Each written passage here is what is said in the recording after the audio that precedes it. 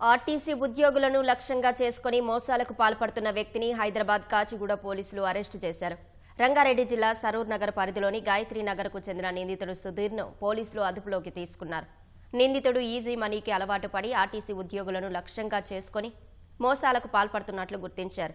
ఇప్పటి వరకు 16 మంది ఆర్టీసీ ఉద్యోగులను నిర్లక్ష్యం పేరిట మోసానికి పాల్పడిన సుధీర్ పలువురి డబ్బులు వసూలు చేసినట్లు తెలిపారు.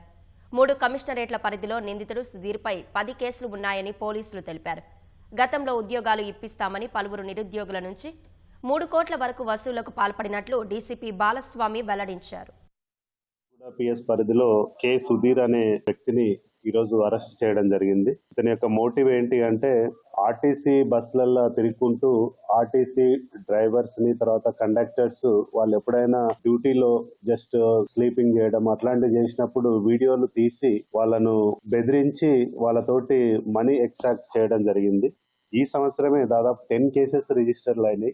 చాలా మందిని జాబ్స్ ఇప్పిస్తాము, తర్వాత స్టాల్ ఇన్సూరెన్స్ కంపెనీలో పనిచేసి జాబ్స్ ఇప్పిస్తామని కూడా దాదాపు 3 crores వరకు కూడా చీట్ చేయడం జరిగింది 2017లో. దీనికి సంబంధించి 2017లో మీర్పేట్ పిఎస్ఎంస్ లో 2 FIRs అయినాయి. తను రిమాండ్ కావడం జరిగింది.